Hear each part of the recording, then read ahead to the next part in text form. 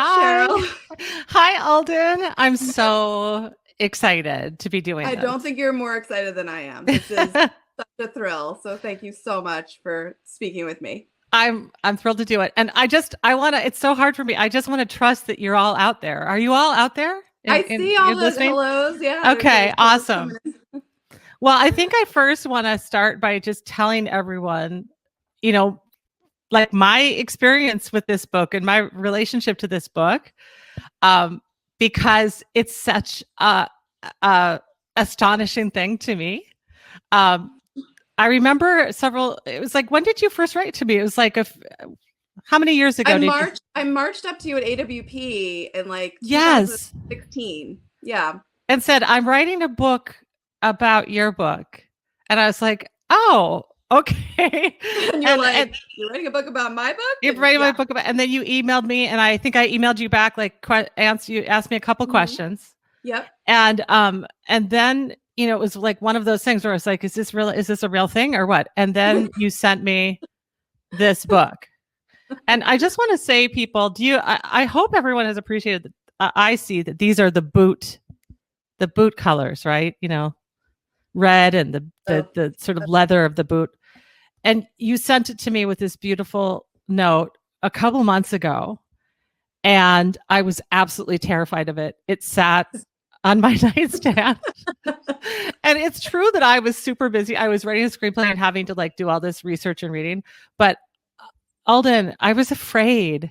I'm sure. I mean, yeah. I was afraid. I afraid. hadn't heard from you in a while. And I was like, I bet she hasn't. She's like, what's in there? I was terrified. There was a certain point along the way, shortly after Wild was published, that I just thought, I can't read anything that's written about me, whether it's positive or negative or whatever. So I avoided the book. I was terrified about what you would say.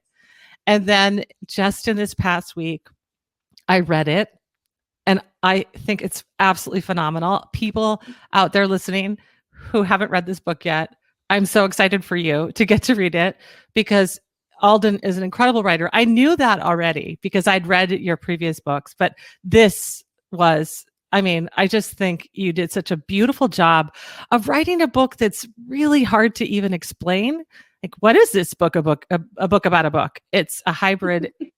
It's your memoir. It's a deep contemplation and consideration of my memoir.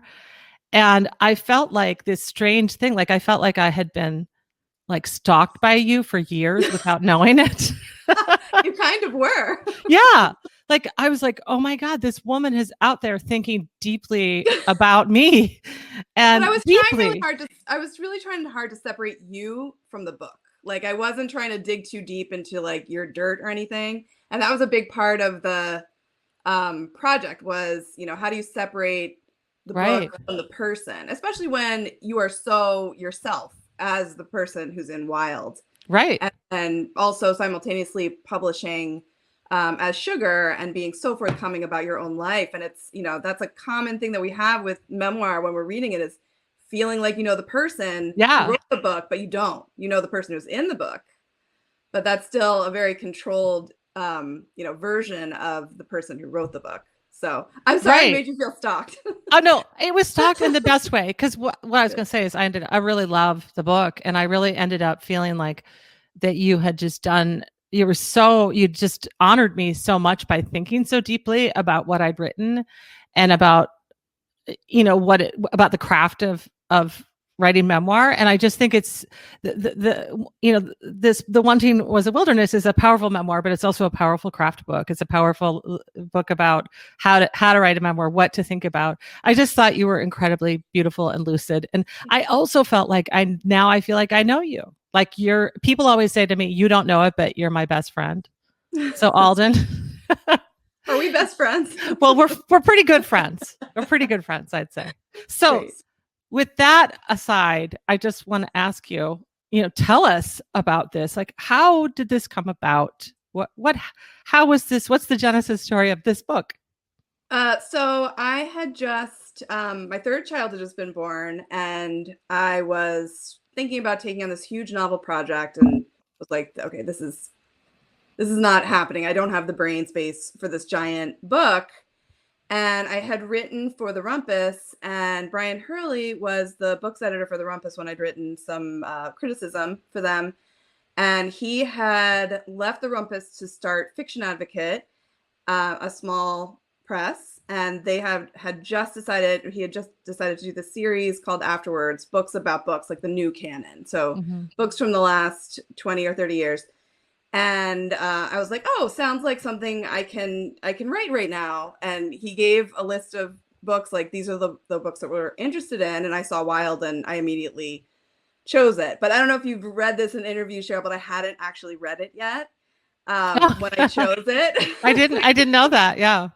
But the reason, I mean, I talk about this sometimes in some of the interviews I've done. The reason was because I loved your work so much. Like, I loved your essays so much. Thank you. And I also, the love of my life is, I mean, all of my students who are listening right now are like, oh yeah, the love of my life. I could probably recite that one. And I had also gone on this intense wilderness journey that I tried to write in, really, I'd only tried to write it in fiction because nonfiction had seemed so impossible. And I knew two things: that I was going to feel like overwhelmed with nostalgia when I read Wild. And I actually had people from my Outward Bound course reach out to me when it was published and be like, have you read Wild yet? It brought back so many memories. So I had to be ready to relive that intensity. But also I was like jealous of, like, how did she do this? You know, like, so that was really how I started the book, was trying to figure out how you had taken this material that to me seemed so impossible to render into nonfiction that wasn't like hokey, you know, like I achieved this goal and now I'm a better person, you know? And so that was really the mystery of my book and your book was, you know, I teach creative writing, I teach nonfiction, I think about it all the time, I think about craft all the time. So I was like, what if I take all that stuff that I think about all the time and really break it down with this one book that is by a writer who I love and is subject matter that I've tried to write about in different ways. So that's how it happened. But then when I started it, I didn't really know what it was going to become. And it became something much more complex than it started out. Well, and isn't that always, I feel like, I think most writers say that about every book, but I think this one is particularly true, because when you say that you didn't know what it would become, you didn't realize that it would essentially exceed the bounds of literary criticism or analysis.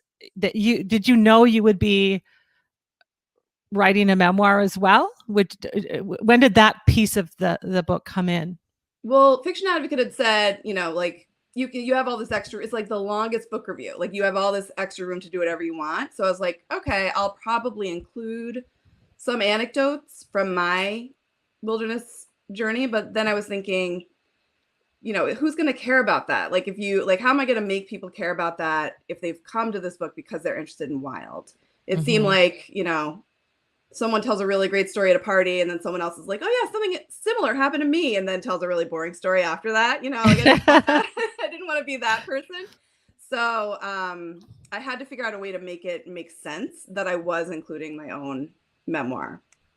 Right. So, like, writing it as, like, constructing it and talking about how I was constructing it at the same time became hopefully what made it make sense to be there. Right. Well, you know, one of the things I always say to audiences when I'm doing like events and Q&As and stuff, and I think it's just my own little way of trying to explain as much as I can, like, what memoir is, because I think there's a lot of misunderstanding about that. Is I always say I didn't write Wild because I took a hike. I wrote Wild because I'm a writer. That the engine behind Wild isn't, look at me, this is so interesting, I did an amazing thing, or I suffered an amazing loss. It's that I have something to say about those things. And I think that that's what you're talking about when you said that, like, for years you had struggled to write about. I mean, you knew that this experience, and maybe you should tell us all about this experience you had with Outward Bound when you were you 20? Is that right? 19, 20. Yeah. 19, 20. How old are you now? How old am I now? 48. Okay. Yeah. So I'm 51. Yeah. We have a lot of things in common, but um, to say the least. But I want you to tell us about this journey and how it was. You know, you pointed out so many of the challenges. You were very intuitive about the challenges I had.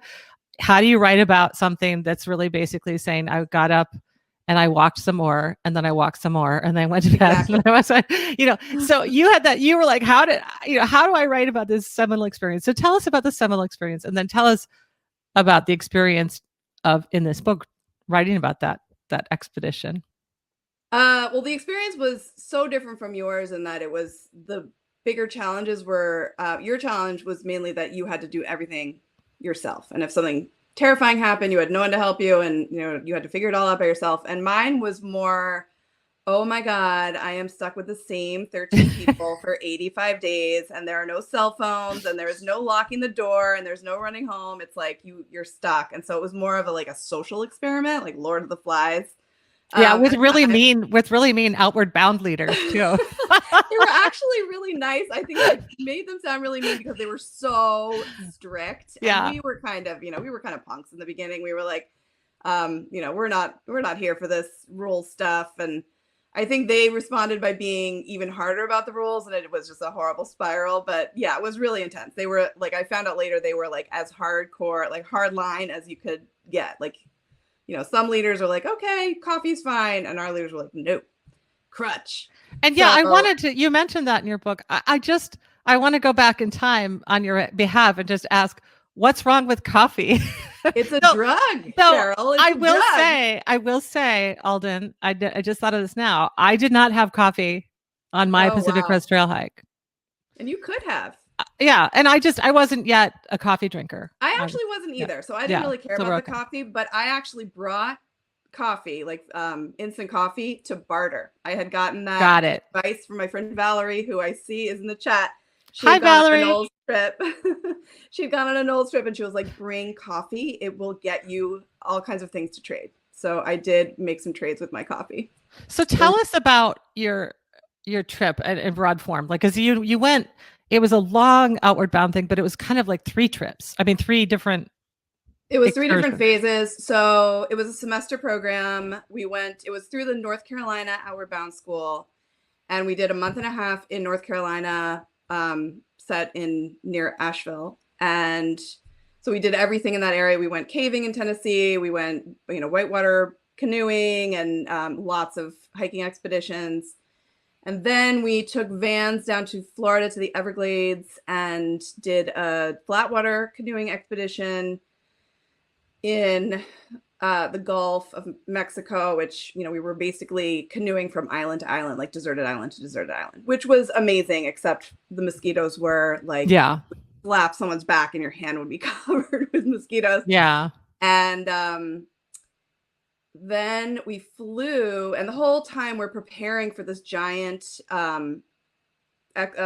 ascent of a volcano in Mexico called Iztaccíhuatl. So every day we didn't hike, we had to go on a 5-mile run and, get our lungs ready and get our bodies ready to do this really intense mountaineering expedition in Mexico. So we flew down to Mexico, did some, preparing in Mexico, and then we climbed the volcano. But I think only out of 14 of us, I think only 8 summited. It was really, even after all that, it was still very, very intense. So yeah, I didn't recognize my body when I got home. I was like, I actually remember being in shorts in my room, and my mom was like, oh my God, are those your legs? They don't even look familiar.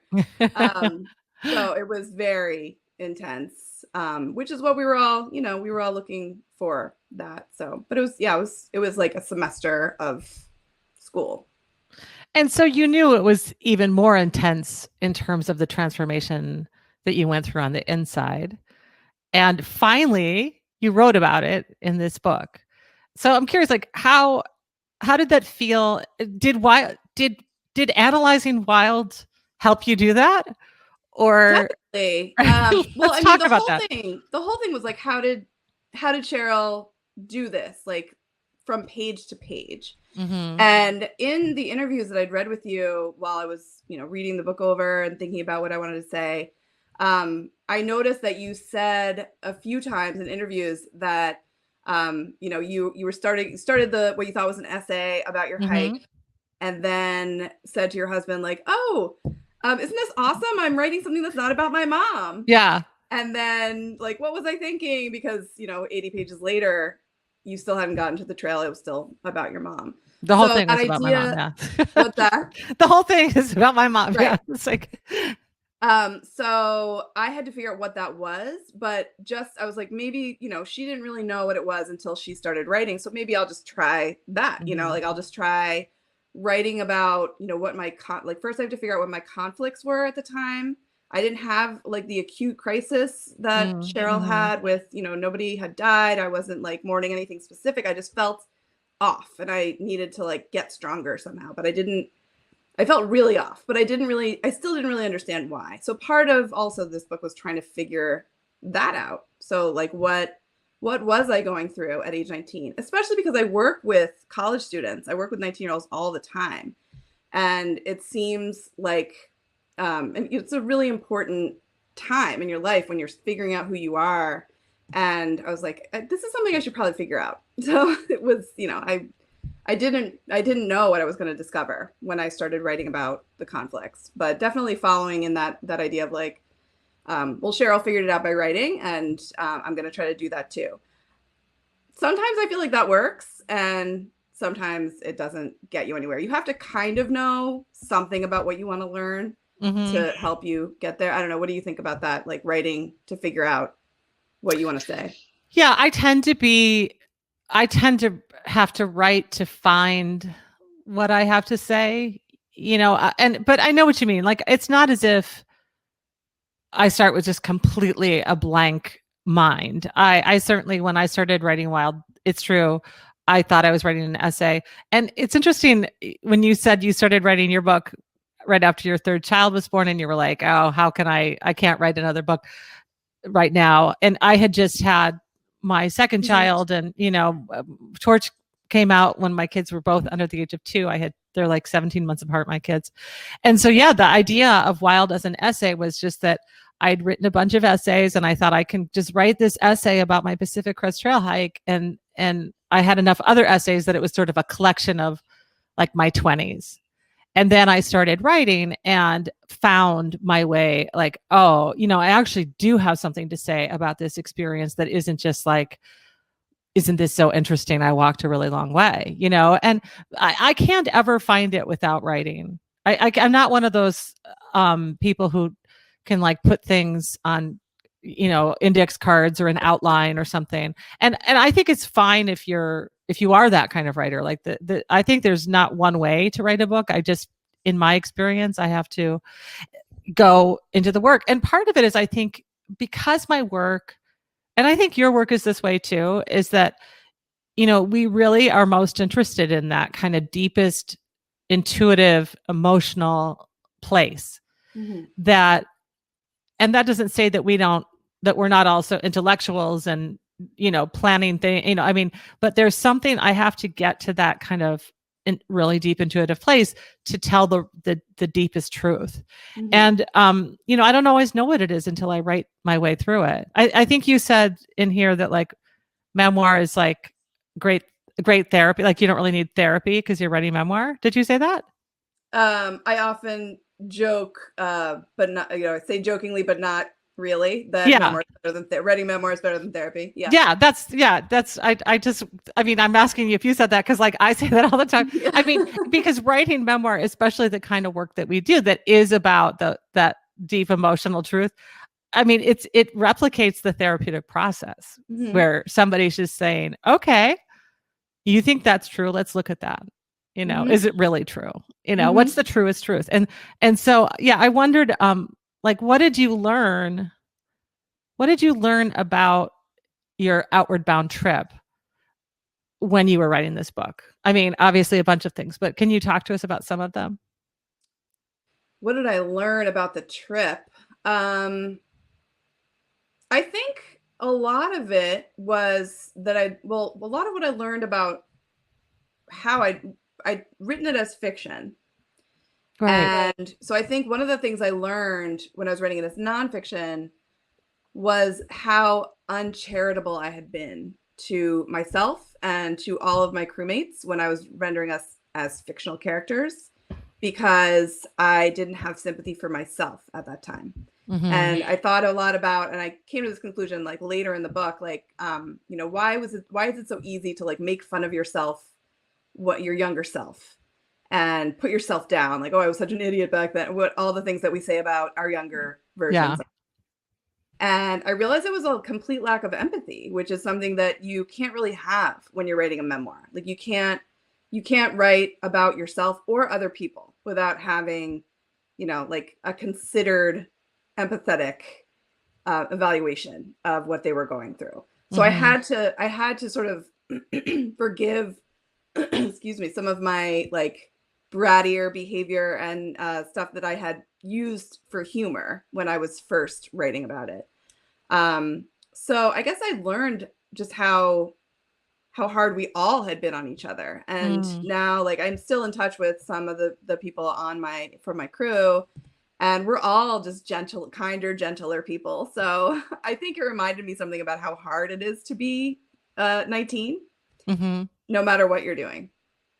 Well, and I love what you said in The Wanting Was a Wilderness about this thing you're talking about. Part of it is, I think, there's like an almost like cool stance.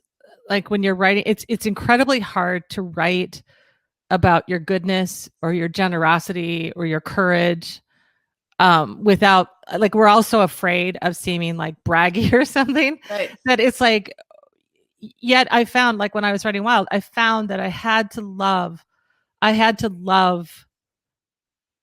my 26-year-old self. I had to hold, when I write a Sugar, I say I hold people in unconditional positive regard. That's always how I approach letters. And I had to approach myself with that too. And that doesn't mean, of course, that there aren't times that I looked at myself, and I saw you do that over and over again in this book too, where you hold yourself up and say, I was wrong, or I was naive, or I was cruel and I was afraid. So you show those not so flattering aspects, but then you also say, and here are the things that I did right, and I think that we're so used to this kind of like funny, self-deprecating kind of, stance, which is ultimately lacks any vulnerability or truth. It's true. It isn't true. Yeah. Yeah. I think that was part of it too. Like in order to tell the truth, you have to be able to both, like see yourself in this positive light and others, and you have to be able to hold yourself accountable. Yeah. And then I call that the Sugar method, right? Like that's what you do as Sugar, which is like if you see someone, constantly engaging the same behavior with the same negative results, and you don't call them on it, it's not going to help them. So you have to be able to, which is how it seemed like you always answered as Sugar to the letters that you got. Like, yeah, I'm going to call you on your shit, and I'm going to also be really sympathetic to your situation at the same time. So I thought about that as like part of how you built your persona and part of how a persona should be built. And, I tried not to throw any memoirs under the bus in this book. Like I didn't want to talk negatively about other writers in this book, but I've read countless memoirs where I'm like, this person like hasn't really figured this out yet. Like they haven't really thought about what they really think. And that happens, as a teacher, you see that a lot. Like I feel like we talk about, memoir is better than therapy. There's so many conversations we have in the workshop that aren't about what's in the piece, but all the stuff that's not in the piece, right? Like all the, like, why do you feel that way? What happened before this that made you feel that way? Is there something missing about somebody that's in the story?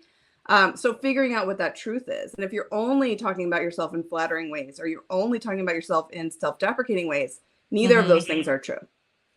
Yeah, no, that's how when I teach too, it really is. It could be, sometimes I'm like, wow, is this like wildly inappropriate? Because I'm like saying, so how was Tell your me childhood? about your dad. Yeah. Yeah, because you have to go to those places. So one question I have when I was reading it, I was always like curious about, like, what were you afraid of writing this book? Like, I know there's obviously the parts of your personal life that it's always like should I tell this much truth? So I'm curious about that. Like, Mhm. what were you afraid of in that realm? But also, what were you afraid of when it came to writing about me or my book? I mean, it is really a sort of, I would be nervous to write this, like to examine a book by a living author, because I wouldn't want to offend that author. Like, Right. were you afraid at all of like Yes. what I would think? Oh, definitely. I mean, I was like, I don't want to be, pandering and like only try to say nice things that Cheryl will like, but also I didn't want to like, I didn't want to say anything that would, be negative either. And I think I did worry about that a lot in the beginning when I first Mhm. started out before I'd figured out what my angle was. But once I figured out my angle, it was more like, let's just I'm not trying to say what's good and what's bad about this book. Let's just start with the premise that it was a really effective memoir that I Right. like, and that's not up for debate. And now let's look at more the mechanical elements of it. So that kind of I got around that way. I think it was really really hard for me to write about my high school. It was a very intense environment, and there were a lot of wonderful people in that environment. But I was afraid that I'd rendered it too negatively in this book. But I also was like, I can't. It's like that the choices that you make of like this. I only need to tell this one little piece about my high school in order Right. for you to understand what happens next. But that's not all there was to my high school. So I did worry about that, and I put it in kind of towards the end too. Like it was a later draft where I put that in. So yeah, I guess I still have some stuff to unpack about early, like before Outward Bound.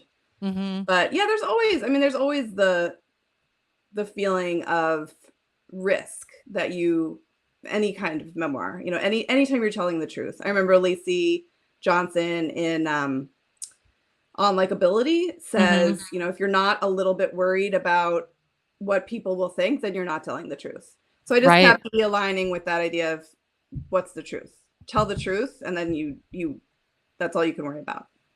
I think likability is, I don't even like that word anymore, because it's to me, I think it's come to mean, especially for women writers, but maybe men too. So but I can just speak as my experience as a woman writer, is that there's always this really sensitive kind of like gauge about like whether somebody's likable or not. And that is, it's, I have to say, really an incredibly painful experience. I mean, that's why I didn't want to read your book for the longest time, because I was like, what if she doesn't like me?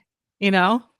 And because, I wouldn't have written 200 pages about how I didn't like you. but what I mean is, like, of course, like my more advanced self and your more advanced Mhm. self were like, we're not here to be liked or whatever, but, and yet it's true. It's like, there's this fine balance between like wanting to be sort of appealing to people and also wanting to really tell the truth and show your complexity. Now, me, and I think you too, like, I actually like people who are complex. I don't Mhm. equate likability with like not admitting to any Pure negative goodness. qualities. Yeah. Like, I think that everything you wrote in this book about yourself that you were afraid to write made me like you more.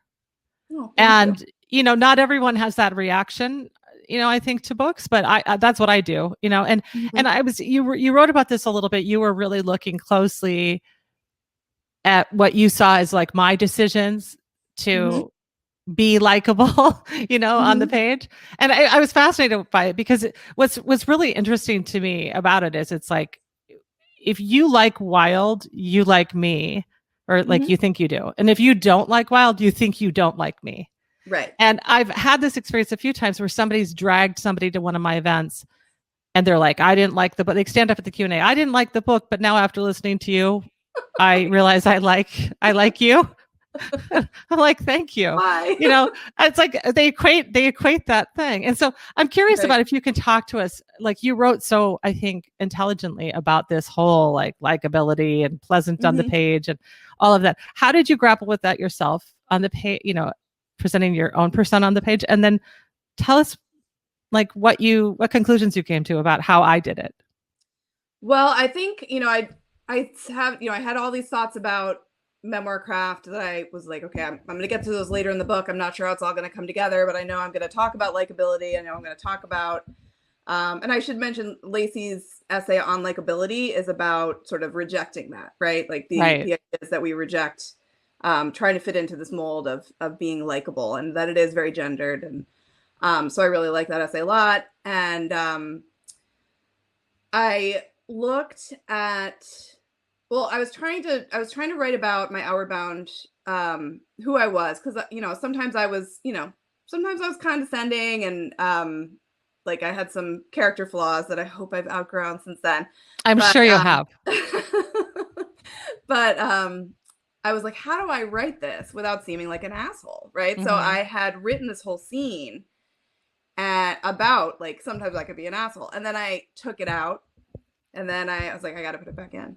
Right. So I put it back in, and then after I finished that scene, I was like, okay, reader, let me explain what just happened. I tried to, be, I want to be likable.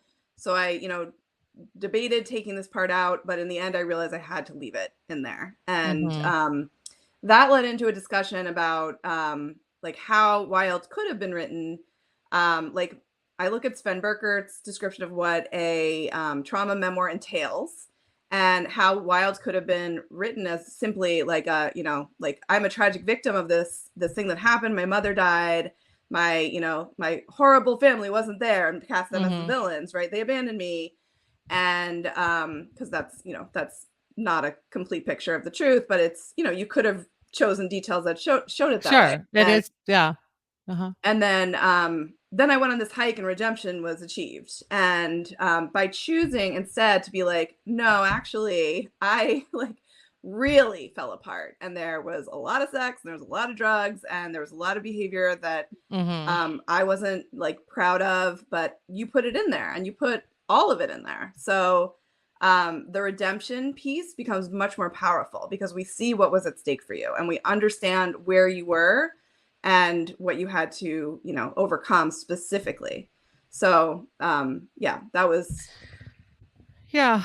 I agree with Lacey about just I think likability is really this kind of Hollywood idea, more than a literary one. I mean, when we think about the literary characters in both novels and memoirs that we most truly love, it's almost always that thing we're talking about, right? The complexity of the character who who's human, who has faults, and I think that for me it came up a lot when the movie came out.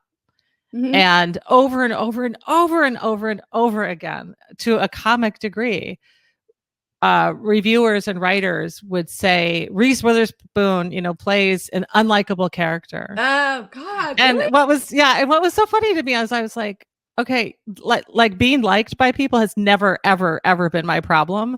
It's almost been the reverse. I'm too much of a people pleaser. You know what I mean? Like I could stand to be like more of a bitch, but you know what I mean? Like more like, but I wondered how like if you had all thought about this idea of like this being pleasant on the page, do you think it is a woman thing, or is it a gendered thing? I know you and I both have this history of like being feminist from way back, and I'm curious about your read of that from a gender perspective. I do think that it depends on who you imagine your readers to be, but I think like women are expected to have certain. I just read I had the weirdest experience reading this memoir that I don't know how it fell in my lap, but I read it and it was very different from the stuff that I normally read, and it was like sort of a drug addiction to sobriety story, and every time she used the drug, she would say, I knew it was a horrible thing. I was a horrible person, but the drug had me by the, throat, and I like it made me do this, or it made me steal, or maybe like, and I was like, she's working so hard to get out of judgment. Like it wasn't me, it was the drug.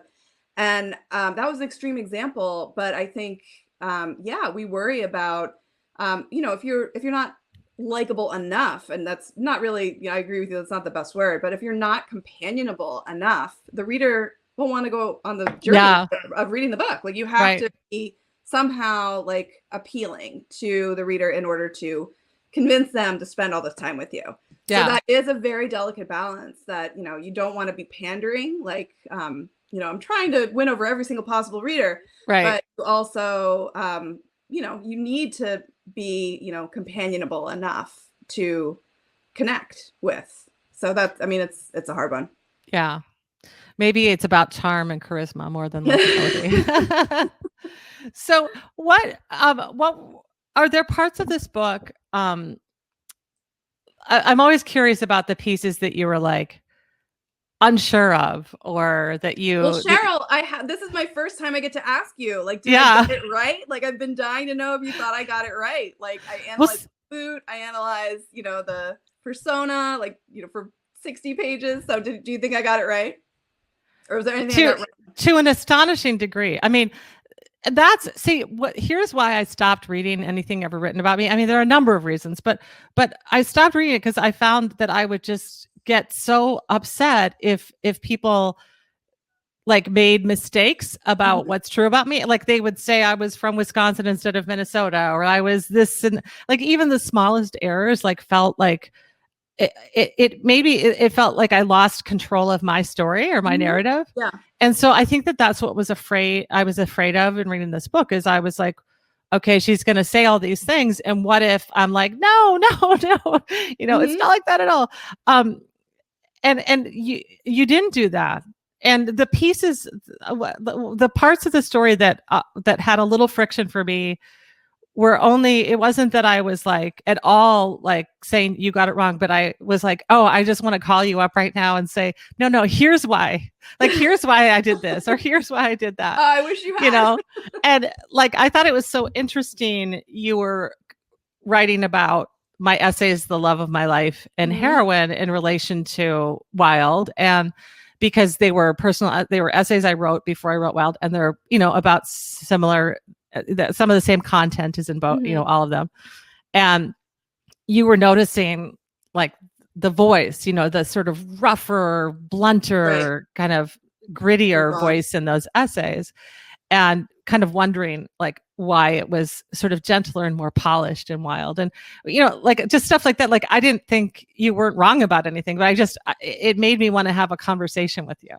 Yes. I wanted to say that felt like my riskiest analysis. I was like, I feel like I'm going out on a limb with the essays and like making like some leaps about, why your voice being more raw in the essays because you were closer to the experience, versus when you wrote Wild, you had many years in between who you were when you wrote and the experience. Yeah. And that was the first part I wrote. That was the first analysis part that I wrote. So interesting. It definitely felt like I was taking some, stabs that I couldn't, that were more like intuitive than obvious. Right. I mean, for me, it was just, I wanted to say that it was in large part because I wrote some, like, I wrote that first essay in 1997. And so I was a younger writer. I was 27 when I wrote Heroine, and then I was 39 or 40 when I wrote, so like the way that your voice changes and develops over time, and also the demands of a long form versus a short form. So it was just like stuff like that. I mean, I was shocked how right you got so many things. And it was only that like when you were trying to figure certain things out that I was like, oh, I want to talk to you about it. But it was really a beautiful, powerful, affirming experience for me, because I feel like it was an exchange of two writers speaking to each other across the page, and then also, of course, inviting all these other all you lovely people in the chat, inviting all these other people into that conversation, because of course that's the thing, is like, nothing that any reader takes from any book is necessarily right or wrong. Like, right. The reader owns it at that point. That's right. And so you owned it. And you and I mean, you saw it, you perceived it accurately, but let's say you'd had a whole different take. Like I would have, like, it's like, yeah, that's your take. I mean, that's Right. that's the scary thing about writing. Right. But we Isn't wouldn't it? probably be sitting here having this conversation if I'd gotten it all wrong. That's true. I would have talked to you and then set you straight. No. You would have been Okay, I feel like we have to answer some questions. Like, there's this ask a chat. but it's so fun talking to you. We could talk a long time. Yeah, I hope we get to continue this conversation because I obviously have been thinking about, having this conversation with you for 4 years. So this is so nice to finally. I'm so excited. I'd love doing this. So, okay, this one has 9 votes from Amy Taylor. How do you protect yourself mentally and emotionally when writing about experiences in your life that may have been painful or difficult? I think you write them in order to protect yourself from them. Like you write them, when you write about them, if you're writing well about them, you get control over them. That's kind of how I felt about, the therapy joke. That's not a joke. Is like, once you like figure something out and put it into the structure of essay or memoir, you have tamed it, right? Like you've controlled it in a way, even if it's not, totally not, it's still going to be unruly in some ways in your head, but it feels helpful to write about it. Yeah. Yeah. And I think too, like, I don't think you have to protect yourself emotionally when you're writing or ever. Like, and maybe ever is too sort of bold a statement, but what I mean by that is I think almost always when my first goal is to protect myself from getting emotional or revisiting the deepest, darkest, hardest, most emotional aspects of my life. Whenever I'm avoiding that, like that never leads to something good. Whenever I am willing to go there and see what I feel and feel what I feel and cry it out or whatever, it's like, it's actually in the end, I think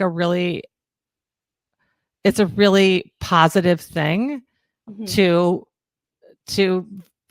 go and examine your wounds. It's always cleansing. And so it's not one of my, I don't try to avoid it. Now, of course, there's another way that I do try to emotionally protect myself in my writing. And it's like when I said I was scared to read this book, that's like one of them where I realized, okay, I'm going to be really vulnerable in my work and I'm going to give my work everything, but I'm not going to be really vulnerable where I just allow whoever wants to walk up to me and say whatever they want to say about me. Like at a certain point I had to say, okay, I can't look, because it hurts.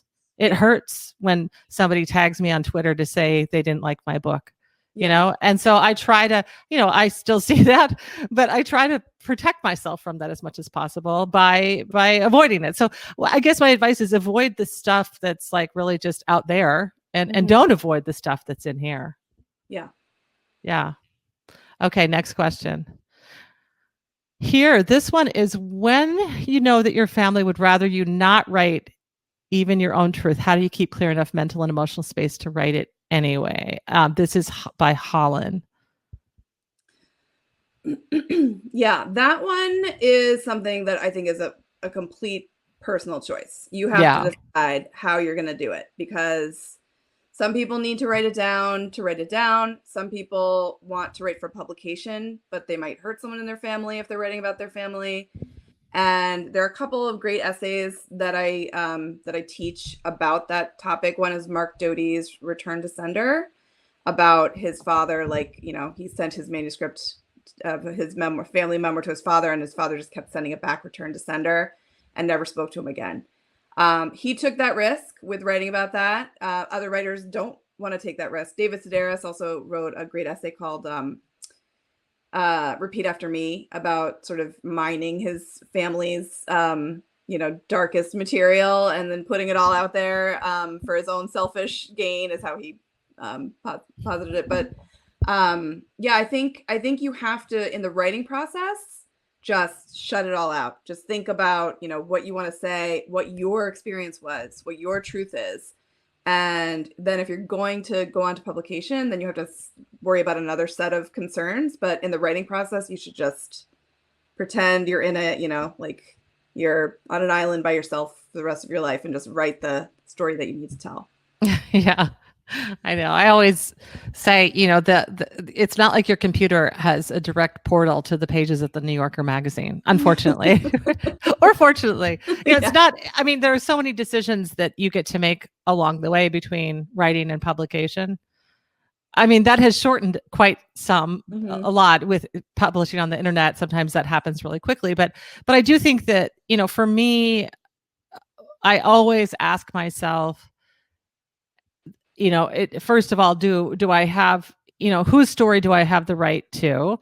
There are certain things I try to protect other people's privacy as much as possible.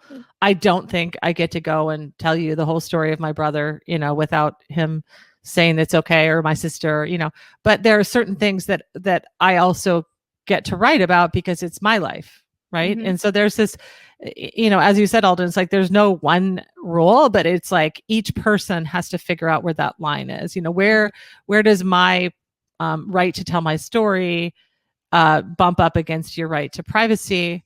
And then there's also, kindness and compassion.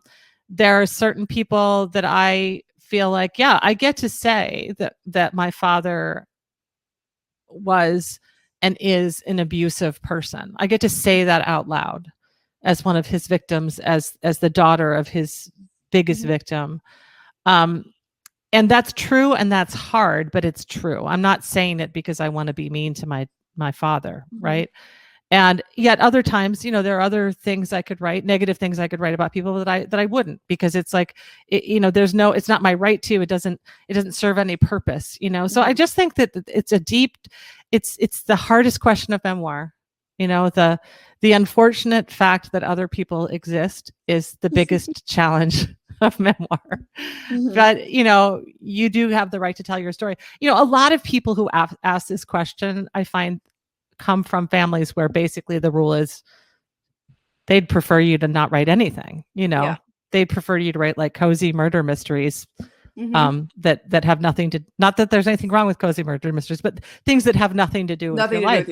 And you can't trust those people. They're not, unless you want to sort of live your life by that kind of rule, you have to break free of that.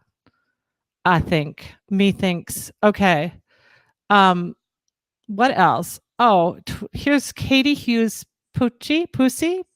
I don't know. I'm sorry. How do you say it? Pucci. Okay. In your respective memoir writing, when did you have a sense of what the ending would be structurally? Haha. Katie interviewed me for The Million, so she knows that I had no idea what my ending was going to be. It's funny, Katie, that's one of the questions I was going to ask too. Because you do this, like these different endings, kind of. Talk to us about that. So I was, your ending was the end of the trail. It was like you did this flash forward thing that gave us a sense of what came beyond, but still there was a very solid ending. And it seemed organic to me, like you had grown in this like tremendous way. But I was like, I don't think my journey ended at the end of the trail, and I had to figure out what my journey was about. And I had set up so many threads at that point where there was like trying to figure out my sexuality, trying to figure out, like why I acted certain ways or worried so much about people thinking certain things of me, and like all these, and how I was gonna like structure the memoir. Like I had all these things that I was like throwing in there, and I knew I was going to have to like untangle and braid together by the end. So I decided to do this kind of like, okay, when you're coming to the end, you have this like set of, you start to sort of go through your mental filing cabinet. Like I could end it this way, I could end it that way. And I realized all the ways we turn to neat endings, like neat and clean endings, to make the message really simple and clear. And how I could actually do that. So I put that in there. Like I could make this about love wins and turn this person into the antagonist. And, but that wouldn't be true. And then, so maybe I could try it this way. And so I had to push it all the way to, like 20 years later, and, maybe giving birth and like going through 12 hours of unmedicated labor was the first time I got that experience that Cheryl had on her journey every day, which was being completely terrified and alone, like completely alone, and not knowing what was going to happen. So I knew that was going to figure in there somewhere, but so that was close to the end, but I really had to force my way through that thicket to get to the end and make all the pieces come together. But I think I managed to get them all together. But I didn't know until the last word was written. Wow. It's well, I think I love the way you ended it. And I also love the way that you do this meta thing where you're like, okay, reader, this is where I thought it was going to end, or this is what I thought, like that you let us in on those questions. For me, you're right. Like I had the obvious end of the trail, end of the book, and this was something I went back and forth on with my editor. She pushed me really hard to have that bit in the end where I say, 4 years from now, I'll marry this man, and 7 years from now, I'll have kids, and like all that kind of thing where I cast a bit into the future. She was really adamant that like people needed to know like something of what happened to me after the hike. Right. Interesting. But they were just incredibly hard lines to write, because how to elegantly and concisely weave in that information without kind of breaking the moment of like, I finished on the trail. Right. I didn't, like, you note this in your book, like I didn't want the story to end with like, and then we got married. You know what I mean? Like the woman always marries the guy, ever after. Right. Yeah. So I wanted it to be like, guess what? I finished this epic hike and I'm okay. Like that was the ending of Wild. Mm-hmm. And how wild it was to let it be, just to accept that kind of sense of acceptance. But I think it was really important to know have that information, like to know that the hike did accomplish the goal that you set out for yourself of like healing and becoming the person that you wanted to be. So we needed a little bit of that information. So, but that's interesting that your editor had requested it, because it seemed very organic. Oh, thank you. Thank you. Okay. Oh my God, there's so many. Can you see the questions? I can't see the questions. Okay. Oh, I love it. I have all the power here. I get to choose a question for you, Alden. And okay. Let's see. There's so many people. Vote. Cast your votes, people. Let me see. Oh, here's one. And I think this is an important one to answer, because I think it's a deep primal misunderstanding of memoir. And the question is this: how do you get around feeling self-absorbed or narcissistic while writing your personal story for wide audiences to read? It's Allison Carlene Hodgkins. Sorry if I'm saying people's names wrong. So have you struggled with that at all? And what do you think about that, Alden? That's an interesting question. I don't struggle with that. Uh-huh. I don't know.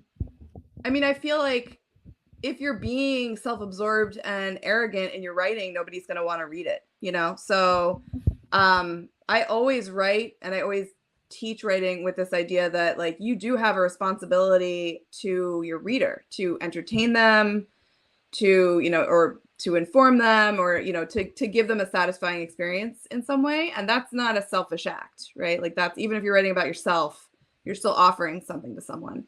So that doesn't.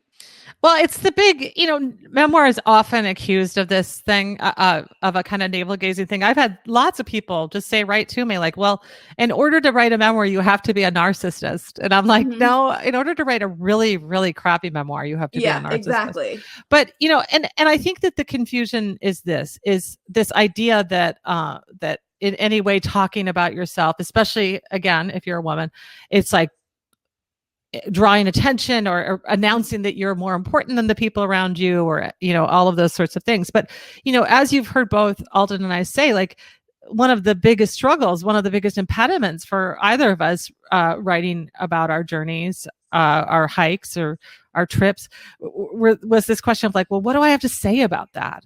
A narcissist would say, oh my gosh, I am so interested. I'm so interested. I don't need to say just sit down and let me tell you. And whereas both, like what I certainly have done in every personal writing I've done, any memoir, but I think you also have to do this in fiction. You can write a completely narcissistic novel, by the way, a character based on you who's just amazing, right? But, what I always say is like, how does this experience I've had, or this feeling I've had, or this yeah, how do these experiences, how do they tell the universal story? How is my life like your life? And then my job as an artist is to make that connection. Like art is about the universal story, and you have to almost always plant that in a very particular body and life and perspective. And so the self just happens to be that person. It is not at all inherently announcing that the self is all that important. It's that paradox of to achieve your universality, you have to be as particular as possible about one experience. Okay, last question, speed round. Okay, this one has 10 votes. It's Katie. Oh my gosh. Now it just bumped out by Amber. Okay, see. This one has 12. Do I go with Katie's or okay, I'm going to ask them. I'm going to read you both of them and you answer them both speed round. From Amber with 12 votes. What advice do you have for organizing your memoir? With so many stories, do you have a system for prioritizing what you share and how to order it? Do you write chapters separately then organize, or vice versa? Help, I'm struggling to begin. Okay, that's one. Okay. And then there's Katie. What are your thoughts on writing about your experience while you're still in the middle of it? I've read in multiple memoir book forms that you need years of distance from experience before you can understand it. Do you agree or believe there's a writing your way through or writing your way out that can be done as well? I'll take the second question first. Okay. That is, I think if you look at something like, Cheryl's Heroine, which she wrote closer to the experience, and then Wild, some of the same material, different, perspective. You can see how different. That's a great way of looking at, how different space makes the story. Another example is Dorothy Allison's very first book was Trash, and then her second book was Bastard of Carolina. Similar material, but so much more sculpted in the second version. And I think it was because she'd spent a lot of time getting the stuff out that was in Trash. I think your best bet is to take a lot of notes and write a lot down when you're in the middle of something, but then put it away for a while and give yourself some space. And then in terms of structure, I think it's really hard. I think the Vivian Gornick, the situation in the story is a great place to start. Have you figured out what your situation is? And have you figured out what your story is? Which is the stronger element? And then start to develop the other side. But that's I could go on about that for a long time. I mean, structure is such a complicated thing, and it's hard to I'm pretty good at diagnosing it. If I have your manuscript in front of me, that doesn't mean you should send me your manuscript. but in class when I'm, if I have I can say, okay, here, so it's helpful to have somebody, a reader who really has a sense of structure to maybe give you some advice about that. It's also helpful to do what Alden did, was here, really examine someone else's structure. Because once I figured out the structure of Wild, it became so much easier to write. Because it was at least I know the form, and so, and I don't remember what the other question is now. So I think, those were both of them. I think both of them. Okay. We got it. It's so fun to talk to you, Alden. I know we live on different coasts. Where are you right now? I'm in Boston. I'm in Portland, Oregon. And hey, we'll get together. The silver linings of the pandemic is that we could actually have this event. Different cities. And thanks to the Center for Fiction for hosting us. This was so fun. And everyone, go buy Alden's book when it can be bought again. Buy it from these guys.